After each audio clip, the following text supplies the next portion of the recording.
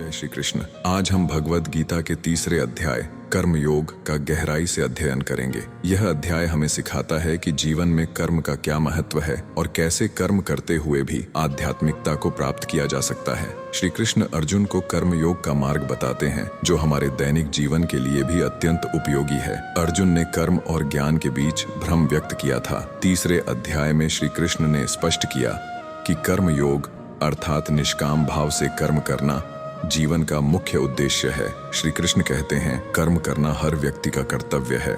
संसार के हर व्यक्ति को बिना फल की इच्छा के कर्म करना चाहिए। इससे न केवल वह खुद का उद्धार करता है बल्कि समाज का भी कल्याण करता है। न कर्मणाम अनारंभान नैष्कर्म्यम पुरुषोष्णुते।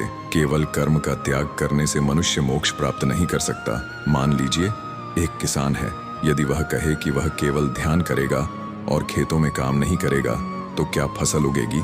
नहीं। मोक्ष की प्राप्ति के लिए कर्म करना आवश्यक है। नियतम कुरु कर्म त्वं कर्म ज्ञायो ह्यकर्मणः। निर्धारित कर्म करना ही श्रेष्ठ है। अकर्मण्यता यानी कर्म न करना जीवन का उद्देश्य नहीं हो सकता। एक विद्यार्थी अगर यह सोचता है कि केवल भगवान की पूजा करने से वह परीक्षा में उत्तीर्ण हो जाएगा और पढ़ाई नहीं करेगा तो यह उसकी गलती है। कर्म करना और अपने प्रयास को पूरी निष्ठा से निभाना ही सफलता का मार्ग है। यज्ञार्थात कर्मणोऽन्यत्र लोकोऽयं कर्म बंधना। कर्म को यज्ञ, त्याग और सेवा के रूप में करना चाहिए। एक डॉक्टर जब मरीज का इलाज करता है तो उसे यह सोचकर नहीं करना चाहिए कि उसे कितने पैसे मिलेंगे। उसे यह सोचकर इलाज करना चाहिए कि उसका कर्तव्य मानव सेवा है। यही भाव यज्ञ का है।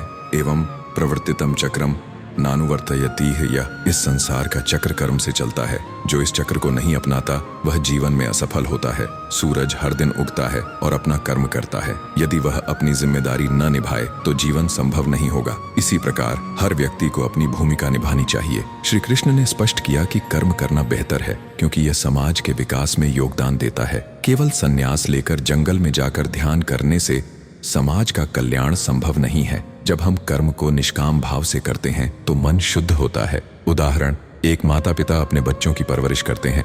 यह उनका निष्काम कर्म है क्योंकि वे बच्चों से बदले में कुछ नहीं मांगते। हर व्यक्ति को अपने धर्म और कर्तव्य का पालन करना चाहिए। उदाहरण, एक सैनिक का कर्तव्य है देश की रक्षा करना, भले ही उसकी जान क्यों न चली जाए। ऑफिस में काम, जब हम केवल प्रमोशन के लिए नहीं बल्कि काम में योगदान देने के लिए काम करते हैं तो यह कर्म योग है। पारिवारिक कर्तव्य, अपने परिवार का ख्याल रखना भले ही वह कठिन हो, निष्काम कर्म का उदाहरण है। श्री कृष्ण अर्जुन को ज्ञान और कर्म का संतुलन समझाते हैं। हे अर्जुन, केवल ज्ञान का सहारा लेना पर्याप्त नहीं है। ज्ञान और कर्म का सही संतुलन ही मोक्ष का मार्ग है। अपने कर्म को यज्ञ, त्याग और सेवा के रूप में करो। यह न केवल तुम्हारे व्यक्तिगत बंधनों को काटेगा बल्कि समाज का भी कल्याण करेगा। यज्ञ केवल अग्नि में आहुति देना नहीं है, यह हर ऐसा कर्म है जो स्वार्थ से परे होकर लोक कल्याण के लिए किया जाता है। ज्ञान और कर्म के संतुलन को समझाने के लिए कुछ उदाहरण: डॉक्टर का मरीज की सेवा करना, शिक्षक का बच्चों को शिक्षा देना, किसान का फसल उगाना। इसके बाद श्री कृष्ण अर्जुन को स्वधर्म का संदेश देते हैं। प्रकृति ने हर व्यक्ति को एक विशेष कर्तव्य दिया है, इसे ही स्वधर्म कहते हैं। अपने स्वधर्म का पालन करना सबसे बड़ा धर्म है। श्री कृष्ण अर्जुन को कर्म का उद्देश्य बताते हैं। संसार में श्रेष्ठ पुरुष, ज्ञानी या नेता जो भी करते हैं लोग उसका अनुसरण करते हैं। इसलिए उनका कर्म लोक संग्रह, समाज को संगठित और प्रेरित करने के लिए होना चाहिए। जैसे रामायण में भगवान राम ने अपने जीवन को मर्यादा पुरुषोत्तम के रूप में स्थापित किया जिससे लोगों ने उनके आदर्शों को अपनाया। महात्मा गांधी ने सत्य और अहिंसा का पालन किया जिससे लाखों लोग प्रेरित हुए। अर्जुन ने श्री कृष्ण से पूछा, कर्म को कैसे समझें? श्री कृष्ण का उत्तर, अर्जुन, कर्म केवल शरीर और इंद्रियों के द्वारा होता है। आत्मा अकर्ता है। जो यह समझ लेता है कि वह केवल एक निमित्त है, उसे कर्म के फल का बंधन नहीं होता। जैसे कोई सरकारी अधिकारी केवल अपने आदेश का पालन करता है और अपना कर्तव्य निभाता है, वह व्यक्तिगत रूप से जिम्मेदार नहीं होता। इसी प्रकार अर्जुन को समझाया गया कि वह केवल भगवान की योजना का एक माध्यम है। श्री कृष्ण ने कर्म के 3 प्रकार समझाए। सकाम कर्म, जो व्यक्ति फल की आशा से कर्म करता है। उदाहरण, परीक्षा में अच्छे अंक पाने के लिए पढ़ाई करना। निष्काम कर्म, जो व्यक्ति फल की चिंता किए बिना कर्म करता है। उदाहरण, समाज सेवा, बिना पुरस्कार की उम्मीद किए। अकर्म, कर्म से बचने की प्रवृत्ति। उदाहरण, आलस्य के कारण अपने कर्तव्य से पीछे हटना। श्री कृष्ण कहते हैं, तुम्हें निष्काम भाव से कर्म करना चाहिए। सकाम कर्म तुम्हें बंधन देगा और अकर्म तुम्हें अधोगति में ले जाएगा। अर्जुन ने श्री कृष्ण से पूछा, हे जनार्दन, यदि ज्ञान को कर्म से श्रेष्ठ मानते हैं तो फिर मुझे इस भयंकर युद्ध में क्यों लगा रहे हो? मुझे ऐसा प्रतीत होता है कि आप विरोधाभासी बातें कह रहे हैं। कृपया मुझे स्पष्ट रूप से बताएं कि मेरे लिए क्या श्रेष्ठ है। श्री कृष्ण कहते हैं, हे निष्पाप अर्जुन, इस संसार में 2 प्रकार के मार्ग बताए गए हैं। ज्ञान योग जो बुद्धिमानों के लिए है, कर्म योग जो कर्मशील व्यक्तियों के लिए है। तुम्हारे लिए कर्म योग श्रेष्ठ है क्योंकि तुम एक योद्धा हो और तुम्हारा स्वधर्म कर्तव्य कर्म करना है। केवल कर्म से भागकर मोक्ष नहीं पाया जा सकता। कोई भी मनुष्य केवल कर्म का त्याग करके सिद्ध मोक्ष प्राप्त नहीं कर सकता और न ही केवल कर्म न करने से पूर्णता प्राप्त होती है।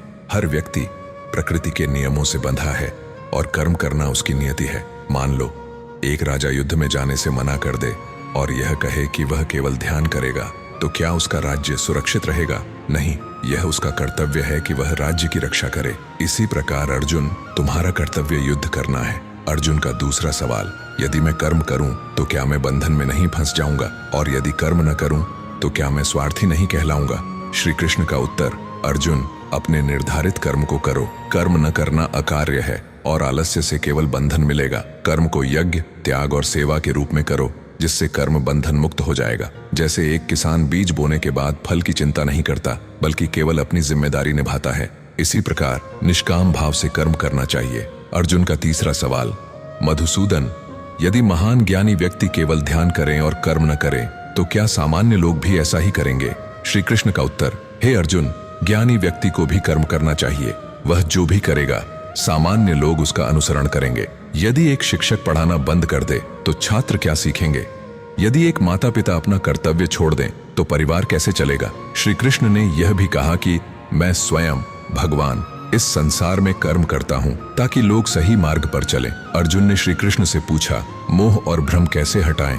श्री कृष्ण कहते हैं, हे अर्जुन, यह तुम्हारे भीतर का काम और क्रोध है। ये रजोगुण से उत्पन्न होते हैं और तुम्हारे ज्ञान को ढक देते हैं। श्री कृष्ण समझाते हैं, इच्छाओं को कैसे नियंत्रित करें, इंद्रियों का संयम करें, मन को ध्यान और साधना से नियंत्रित करें, कर्म योग का पालन करें। जैसे एक घोड़े को लगाम से नियंत्रित किया जाता है, वैसे ही इंद्रियों को भी संयम से रोका जा सकता है। भगवान श्री कृष्ण ने अर्जुन को कर्म का महत्व समझाया और बताया कि केवल कर्म से ही मनुष्य मोक्ष और जीवन की सिद्धि प्राप्त कर सकता है।